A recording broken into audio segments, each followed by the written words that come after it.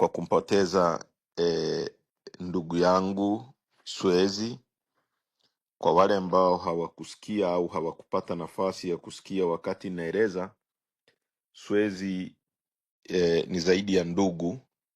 Ni mtu ambaye alikuwa dereva wa marehemu baba angu zamani, na kwa maana hiyo nimefahamiana naye na tumefanya naye kazi tangu nikiwa na miaka 16 to be precise. Nimetumika kama kondakta kwenye gari ya marehemu baba angu ambayo yeye alikuwa dereva. Kwa hiyo mimi nimekuwa kondakta kwenye gari hiyo. Kwa tumefanya naye kazi kwa karibu, na hata marehemu baba angu alipofariki aliacha kama usia pale nyumbani kwamba msimwache Swezi, na hivyo baadaye mimi nilipokuwa mbunge akawa dereva wangu, na familia yake na familia yangu vimekuwa pamoja. Mtoto wake wa kwanza alipozaliwa, naikumbuka siku hiyo nilikuwa naye. Kwa hiyo ni mtu wa karibu sana na mimi, na ninamshukuru Mungu kwamba alitupatia Swezi na amekaa na mimi kwa uaminifu mkubwa. Kwa wale mnaojua maisha yetu na maisha yangu kwa sasa, dereva ni mtu very sensitive kwa hali ilivyo Tanzania. Kwa tumepoteza mtu wa muhimu, na mimi imenigusa sana mimi na familia yangu. Na kifo chake sio kifo cha kawaida sana, na hii inatokana na mambo yaliyojitokeza kwamba mimi kwa miaka yote hii nimekaa na Swezi kwa zaidi ya miaka 30 au 20 na kitu. Sikuwahi kumwona anaumwa, sikuwahi kujua kama ana ugonjwa wote serious, ikiwemo ugonjwa wa moyo au blood pressure au sukari. Siku anaenda kufa tuliagana akiwa mzima, akaenda kulala. Asubuhi hakuja kazini. Ni mtu alikuwa punctual sana, saa 12 kamili atakuwa kazini, anafuta gari yake, au kama ni kwenda kuosha na nini. Haikuwa kawaida. Mimi nilikwenda mazoezini, niliporudi mida ya saa 2:30 saa 3 ndio nikaulizia Swezi yuko hapi, wakaniambia hajafika. Kwa hiyo ndio tukashtuka kidogo, simu yake ilikuwa inaita bila kupokelewa. Tukafuatilia kwenye ile roji, baadaye mlango ukawa ufunguliwi, tukaenda polisi na wakaja kusaidia kuvunja mlango. Sasa kuna mambo yalijitokeza baada ya kuvunja mlango kumwona Swezi akiwa amefariki. Cha kwanza, polisi tu ndio waliruhusiwa, au wao hawakuruhusu mtu mwingine yoyote ikiwemo mimi na watu wangu kuchukua picha yoyote mle ndani. Walisema wao ndio watachukua picha kwa sababu za kiuchunguzi. Kwa hatukuruhusiwa kupiga picha ya kitu chochote kilichokuwa mle ndani. Lakini vile vile mizigo yote ya Swezi ilichukuliwa ikaenda polisi, zikiwemo fedha alizokuwa nazo, fedha taslimu karibia shilingi 400,000 na kitu, sikumbuki vizuri, 420,000 na kitu au na 30 na kitu, sikumbuki vizuri.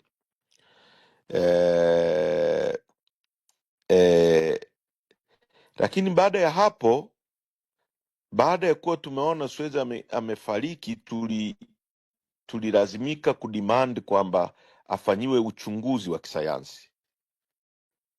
Waje watu ambao ni special, wanaitwa pathologist, waje wamfanyie uchunguzi wa kisayansi. Lakini kulikuwa na demand kwamba tufanye tu postmortem ya kawaida, na madaktari kwamba hapa huwa tunafanya postmortem za kawaida, na sisi tulishikilia msimamo kwamba postmortem ifanywe na watu ambao wamesomea hiyo kazi. Sasa tukasubiri, kwa sababu hawakuwa pale, watoke Mwanza Bugando mmoja na mwingine atoke hospitali ya mkoa wa Geita, na hao watu walifika siku ya pili iliyofuata asubuhi na mapema. Cha ajabu, badala ya kuingia kwenye upasuaji na uchunguzi wa mwili moja kwa moja, tuliambiwa tusubiri mtu mwingine kutoka Kilwa Road ambayo ni hospitali ya polisi. Kwa hiyo asubuhi hiyo tukaambiwa pia wale watu waliokuja wameenda kufanya kikao na mkuu wa mkoa. Sasa mkuu wa mkoa sio sio mtu wa Wizara ya Afya, hahusiki na mambo ya hospitali, hahusiki na kitu chochote. Inakuwaje madaktari waliokuja kufanya uchunguzi wa kisayansi waende kwanza kuanzia kwenye ofisi ya mkuu wa mkoa badala ya kuja hospitalini moja kwa moja na kuingia kwenye chumba cha upasuaji? Hiyo doubt ya kwanza. Doubt ya pili, tukiwa tunasubiri yule mpasuaji wa tatu anayetoka hospitali ya Kilwa Road ya polisi, mkuu wa mkoa tayari akafanya press akatoa statement akiwa anahojiwa na kituo cha redio nafikiri cha Clouds, akasema kwamba kwa uzoefu wake na yeye amekuwa polisi, huyo bwana Sweze amekufa kifo cha kawaida. Kwa mkuu wa mkoa amesema Sweze amekufa kifo cha kawaida kabla ya uchunguzi wa kisayansi. Lakini baada ya hapo, picha za vitu alivyokuwa navyo Sweze ambazo sana sana ni dawa zilizokuwepo. Alikuwa na dawa za headaches ambazo ni dawa za kawaida za kutuliza maumivu ya kichwa. Alikuwa na dawa za fragile za tumbo hizi za kawaida, na alikuwa na dawa za maumivu ya mgongo. Zikaanza kusambazwa na ikawa propaganda inaonyesha kwamba amekutwa na dawa nyingi sana, lakini bila kutaja hizo dawa ni za aina gani. Lakini cha ajabu pia, hizo picha zikawa zinasambazwa kutumia akaunti ambazo ni fake, ni parody accounts, sio official accounts za polisi. Sasa picha zimepigwa na polisi, picha ziko mikononi mwa polisi, inakuwaje zionekane kwenye akaunti parodies ambazo zinatumika kutukana watu? Maana yake hizo account ni za polisi na wanazitumia wao, wamezitumia kueneza propaganda. Kwa hiyo kulikuwa kunatengenezwa kitu kwamba labda Sweze kama alitumia madawa fulani ambayo yamemsababishia kifo. Lakini vile vile kwenye uchunguzi hakukuwekwa yellow tape ya kuzungusha ile nyumba ili ile sini ya lile eneo ionekana kama sini ya kiuchunguzi. Kwa hiyo mambo mengine yaliendelea business as usual, kana kwamba hakuna kitu cha ajabu kimetokea pale. Na hata wale watu wa ile nyumba hawakuwahi kuchukuliwa. Yule aliyekuwa msaidizi msimamizi wa ile lodge akahojiwe what exactly happened. Kwa hiyo mpaka hapo ukiangalia statement ya mkuu wa mkoa, ukiangalia polisi kulikisha picha, ukiangalia matukio yote ya polisi kutokuonesha masuala yoyote ya kiuchunguzi, na ukija ukachukua kwamba zile sample zote zilichukuliwa na polisi na zikaishia kwenye mikono ya ofisi mara ya mkemia mkuu wa serikali ambayo iko chini ya serikali, ofisi sio ya mchunguzi gani, hatukupewa sample yoyote ya kupeleka nje ya nchi au kwenye maabara ambayo ni independent. Hiyo inakuambia kwamba kuna doubt kubwa sana ya hicho kifo. Lakini sana sana kwa maoni yangu ni kifo ambacho labda kimelenga kunitishia mimi, kuniambia hey, we are just one step away from where you are. Lakini mimi nimeumbwa na Mungu, sijaumbwa na Samia Suluhu Hassan wala mtu yoyote kwenye nchi hii. Niko kufanya kazi ya wananchi wa Tanzania, kazi ambayo ni ya kisheria. Siogopi mtu yoyote, sina hofu, na mimi Mungu ndiye analinda maisha yangu, na mimi nitaendelea kufanya kazi. Kwa hiyo hili jambo ni jambo ambalo mimi limeniletea simanzi kubwa, na ni jambo ambalo bado linaniletea maswali mengi sana, lakini namshukuru Mungu sana.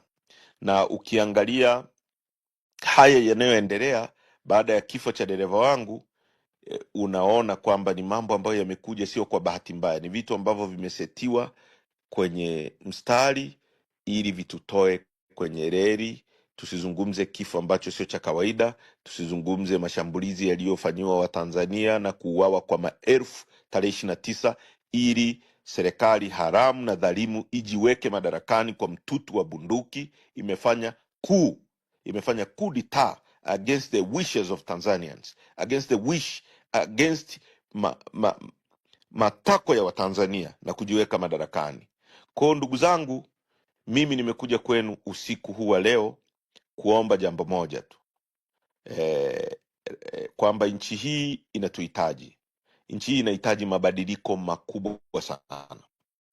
Damu za watu wetu zilizomwagika tarehe 29, wakitaka mabadiliko ya kiuchaguzi, wakitaka nchi ambayo rasilimali zake zitatumika kwa ajili ya watu wote, wakitaka nchi ambayo itakuwa na miundombinu bora, wakitaka ajira kwa vijana, wakitaka chaguzi zinazoheshimu, wakitaka mahakama zinazotenda haki. e, e, Maumivu anayopitia mwenyekiti wetu tangu aliposhambuliwa mwaka 2017 na baadaye mpaka sasa anaendelea kuteswa na rijimu hii, imemshikilia kwa zaidi ya mwaka mmoja na kitu sasa, kwa makosa ya uongo. Haya yote yanatuhitaji sisi tuweze kuyabadilisha. Mwenyekiti analipa, amejitoa sadaka, amekuwa sacrifice kubwa sana kwa ajili ya mabadiliko ya nchi hii. Tunahitaji wote kuungana mkono katika kuhakikisha tunayafikia haya. Sasa kwa leo niseme, tuna chama chetu, mnakifahamu, hakina ruzuku tena ya serikali. Ni chama ambacho kinawahitaji nyie kukiendesha na Watanzania wengine wote kukiendesha kwa michango yao. Tujiwekee commitment ambayo sio ya kukumbushana hata mara kwa mara. Kila mtu atimize wajibu wake, kila mtu aelewe kwamba ana wajibu. Sijui kama nasikika. Unasikika kaka. Kila mtu aelewe kwamba ana wajibu wa kufanya, ajipe wajibu wa kufanya kila mwezi, kila wakati, bila hata kukumbushana, ili chama hiki kiweze kupata resources za kujiendesha. Bila resource hatuwezi kwenda, hatuwezi kufanya mikutano, hatuwezi kufanya vikao vya ndani, hatuwezi kuwa na magari, tunasafiri kwa shida sana. Watu wengine hawaelewi, wakituona tuko kwenye mikutano watu wamejaa, hawaelewi namna tunavyosafiri, tunavyorara. Ndio maana wakati mwingine hawa watu wanahisi kwamba sisi tuna mabilioni ya fedha, kwa sababu wao wakisafiri wanasafiri kwa njia ambazo ni very luxury, na wakiona watu wamejaa vile wanafikiri kwamba sisi nao labda tunatumia gharama kama za kwao. Watu wetu wanajitolea sana. Madereva hawa tulionao, wakati mwingine mtu unamsikia hata anasema anatoa lugha ambazo ni za kukejeri. Ni watu ambao wanalipwa shilingi 30,000 au 25 ili waweze kufanya hiyo kazi. Hebu imagine commitment ya mtu kama huyu. Hiyo 25,000 ndio ale afanye nini? 30,000, lakini bado wanajitolea sana.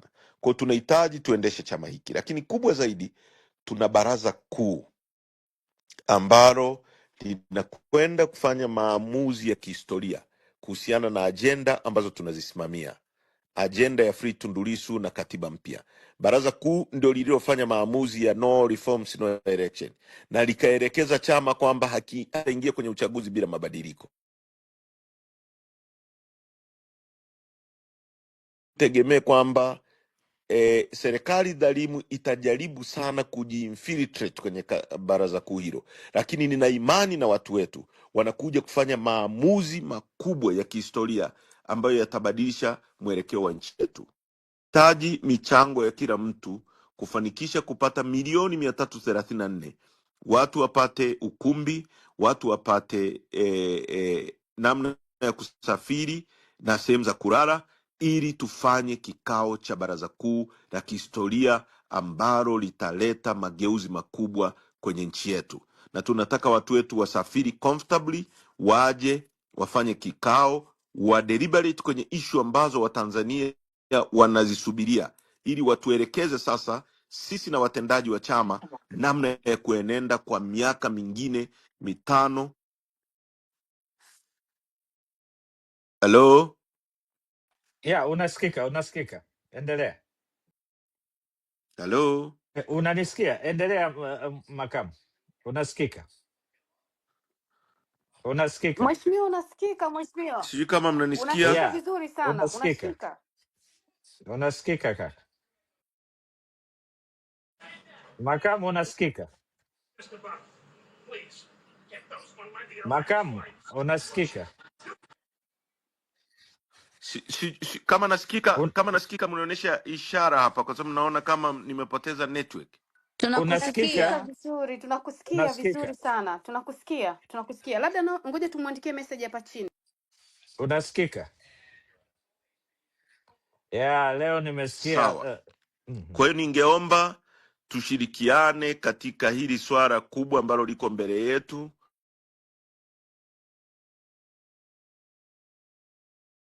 nafasi hii kuwashukuru sana Watanzania sana. Kwa mara ya kwanza tumechangia kwa siku 5 zaidi ya shilingi milioni 70.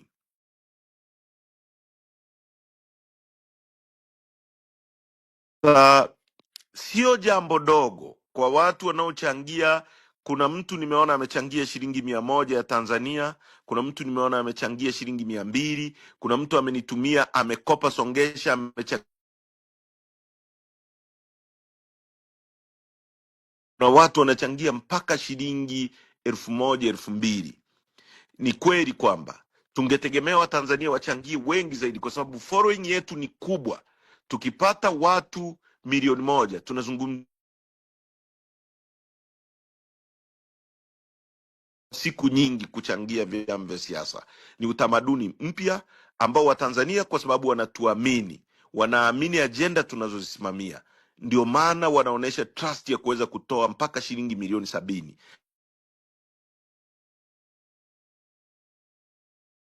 Tuweke commitment, mtu asiseme kwamba labda Heche atachanga, labda fulani. Unajua kuna kutegeana, mtu akasema nimeona watu ni wengi wana comment, kwa hiyo watu wengi wanachanga. Hapana, jiangalie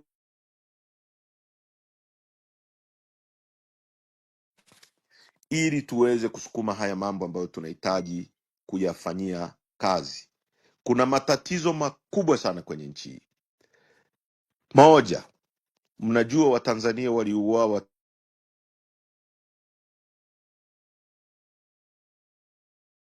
tukaacha kujadili mambo serious ambayo yanahusu maisha ya watu waliouawa.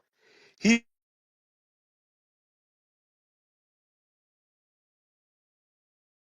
hoji kuhusu mauaji hivi vinavyoitwa vyombo vya habari vya Tanzania, ambavyo haviwezi kuhoji kuhusu uuzaji wa bandari za nchi yetu katika mazingira ambayo ni ya upelekwe bungeni. Tuna vyombo vya habari ambavyo haviwezi kuhoji kwamba imekuwaje mkataba ambao una harufu ya ufisadi. Tunajua gesi ya Songosongo, Pan African Energy wamegawa, imechukuliwa na Amba Energy. Kama tuna vyombo vya habari vinarusha matakataka badala ya kuhoji ufisadi mkubwa kama huu, inayosababisha mchere unapanda bei, matunda yanapanda bei, mafuta ya kupika yanapanda bei, kusafirisha mama anayeenda kujifungua hospitali kunapanda bei, na hivyo vyombo haviwezi kuhoji, vinatuletea matakataka tusikize.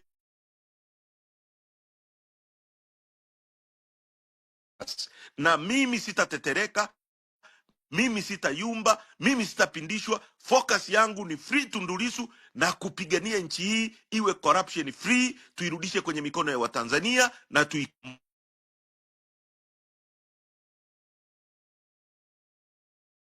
bali niko tayari kuhojiwa. Asanteni sana. Focus, focus, focus. Mungu awabariki sana. Asante sana mheshimiwa, Mungu akubariki na wewe pia. Tunashukuru sana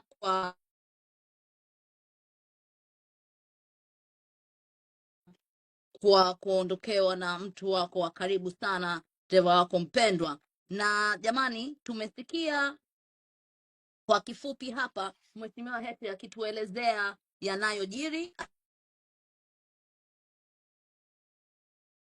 zilizopita, akituelezea jinsi ambavyo mifumo imeharibika kwa kila namna, kwa kila hali, kwa kila namna, lakini wanaendelea kujitahidi na wanatusihi kwamba kwa wakati huu tuwe hapa Sauti ya Tanzania, TikTok, Instagram na Facebook. Natumai kwamba mmetupata na mnatusikiliza vizuri zaidi na connection hii. Sasa kwa mheshimiwa amepungua uwanja wa maswali na ningependa kurudi.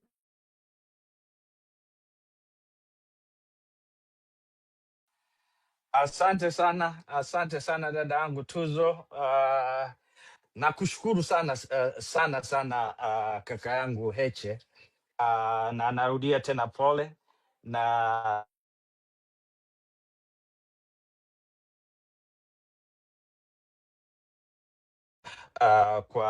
kwa familia kwa sababu lazima tutakushika mkono. Hilo is secondary. Ninafurahi sana Kwa bahati umezungumza. mbaya sana,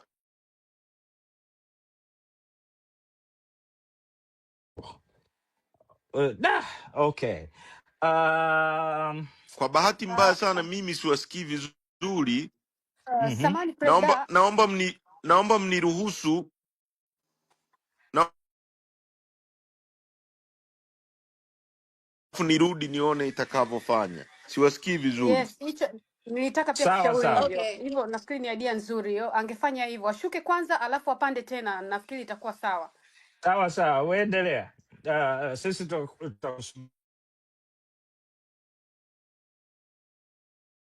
hatuna vyombo vya habari na kwamba unajua katika tasnia ya habari ilitakiwa kuwa ni kama ni muhimili wa nne.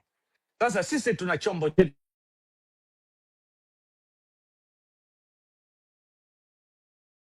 yeye anatokea American Swahili News, na soon nyie vyombo vya habari vya Tanzania be on the check, tutawafu match. Mimi naona kama kwa nini tusizidi lengo ndani ya siku chache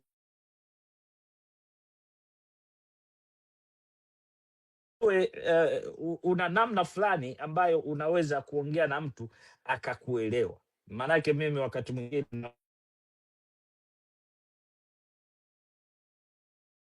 wakati tunamsubiri kaka Aisha kurudi. Presdo, nashukuru sana kwa makaribisho hayo na niwashukuru Watanzania wote kwa ujumla.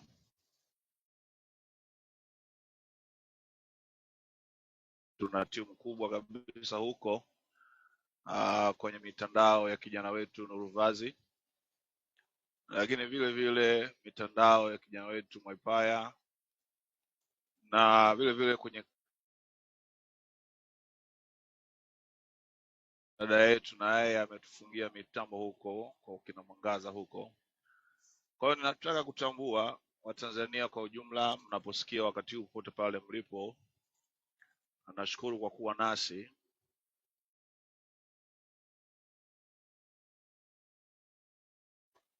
Kwa makamu mwenyekiti wa Chadema Mheshimiwa Heche kwa kuwa nasi katika siku ya leo, pamoja na mambo mengi anayofanyia kazi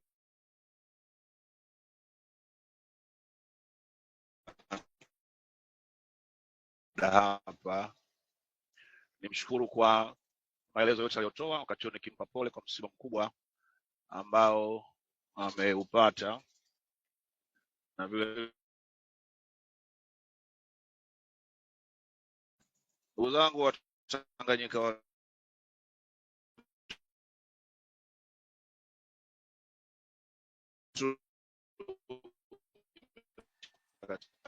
Mwenyekiti atakaporudi kutakuwa na maswali, Nimesharudi, watu watakuwa nimerudi.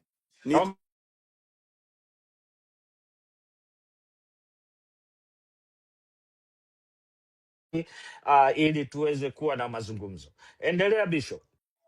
Okay, nashukuru mheshimiwa amerejea. Nashukuru. Nasema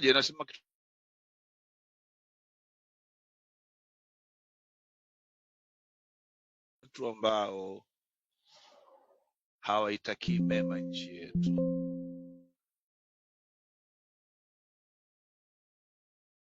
Tamaa,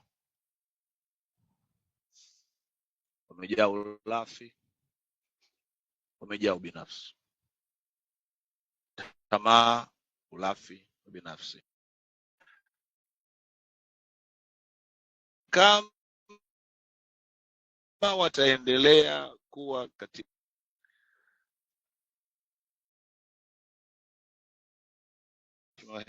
hapa, na kama wataendelea kuwa katika nchi, ndugu zangu, Tanzania inakoenda ni kubaya sana, na ndio sababu ni lazima kila Mtanzania ajue hilo.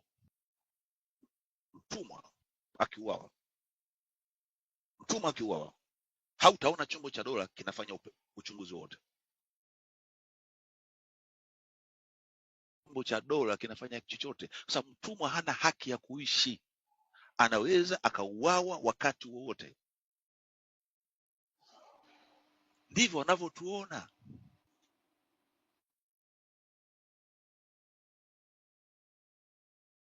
Uwa hakuna hata siku moja wamekamatwa. Hayo ndio mawazo ya wavaa rangi za miti.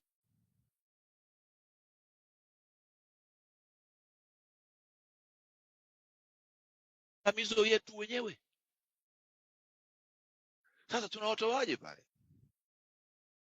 Tunasema mambo hayajileti yenyewe, bali mambo husababishwa kutokea.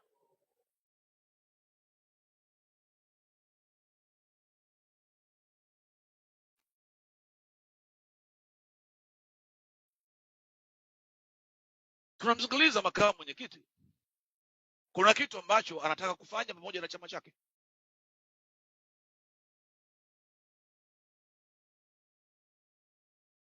Mkutano wa lazima wafanye kabla mwaka hujafika mwisho.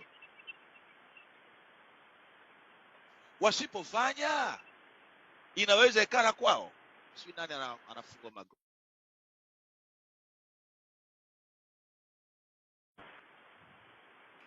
Modi, tafadhali tunakuomba uzime maiki yako dada Modi. Asante. Nimemzimia Modi. Ah,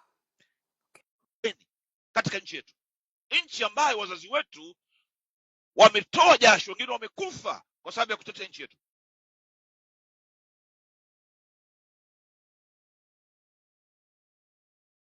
Tarajia ya kwamba mtu yote akishapewa nafasi ya uongozi nchi, lazima ajue ya kwamba nafasi ile amepewa ili kuwahudumia, kuwatumikia wananchi, kuwafanya wananchi wasikie raha katika nchi yao.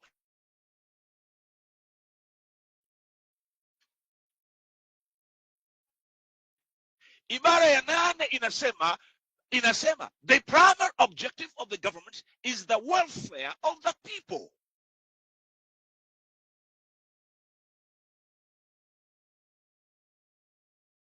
Anapata shida tena Bishop. yeah. Bishop, unapata shida, tukusikii. Nashukuru. Nasemaje? Sio utekaji wa raia. Ndio katiba yetu. Sisi wameshindwa. It's a fact. President, najua kuna maswali mengi yatakuja. Haya maswali yaje, muujiza. Ni swala la kuingiza mkono mfukoni na unatoa.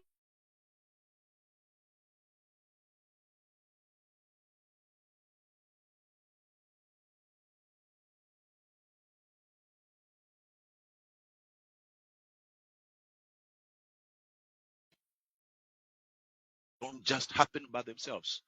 They are caused to happen. Wanasayansi wanakuambia an object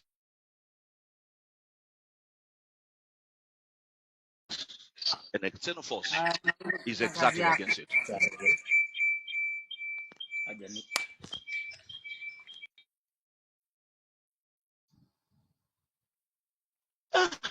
Jamaa, wakati watu wanaongea. Endelea Bishop.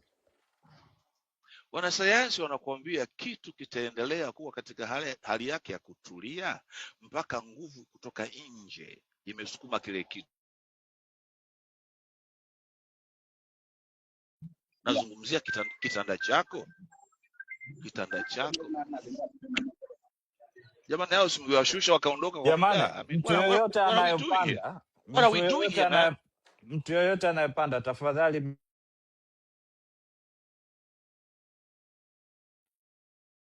endelea. President, funga basi kwanza watu kupanda, watapanda baadaye. Sawa. Yeah, nafanya hivyo.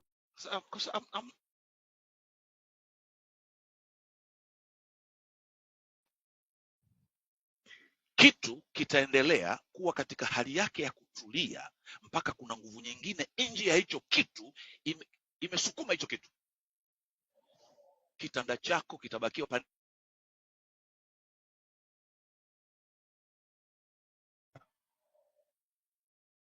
makochi yako, TV yako, friji lako na kadhalika vitabaki hapo hapo mpaka nguvu nyingine nje ya hicho kitu isukume hicho kitu, ndio kitamove.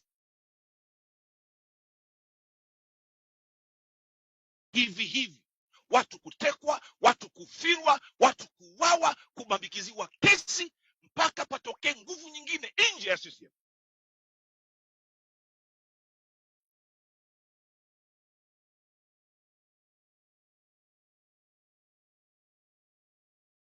Chama ni Chadema, tuliambiwa na Mheshimiwa Polepole. I'm trying to paraphrase his words.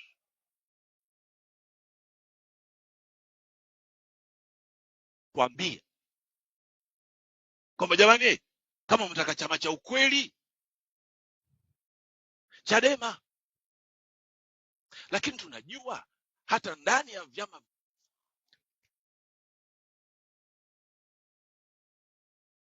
wasikie kilio cha Watanganyika wa Tanzania wenzao kwamba imefika wakati kuunga mkono Chadema ili wafanikishe mambo hayo, kwa sababu ukweli wenyewe hatuwaungi mkono Chadema.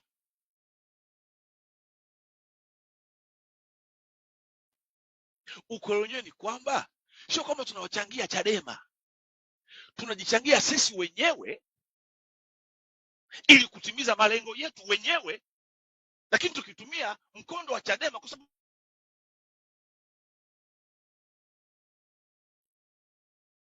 kama pangekuwa hakuna mahitaji ya kuwa na chombo cha siasa, tungefanya kwa ujumla wetu, tukafanya kwa wenyewe, lakini kwa sababu lazima chombo cha siasa kiwepo ili kufikia malengo ya kisiasa katika nchi, Chadema wana fikra ya haki kama sisi, so we are flowing in the same wavelength, and that's why we need to partner with Chadema.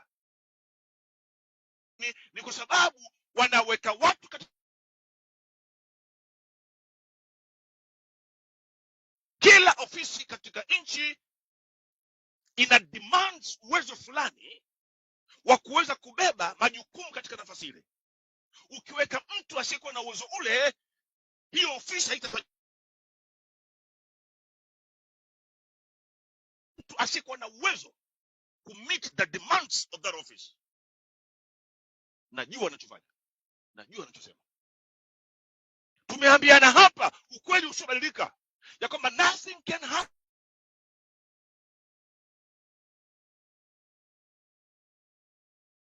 corrected without leadership. Hali ya hovyo katika nchi yetu haiwezi ikasahihishwa au kurekebishwa kama hakuna kiongozi. Unaambia Bishop mbona kuna mtu rais? He is an office occupier. She is an office filler. She is a vacancy filler, but she is not a leader. Because when are corrected, nothing can be corrected bila kuwa na kiongozi. Kwa hiyo tukibakia hivi, tumekaa kimya hivi, tutarajia kufirwa sana na washenzi hawa.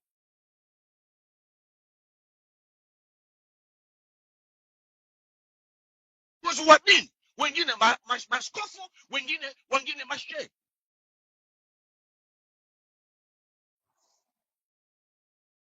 Ndio maana Watanzania wanapigwa,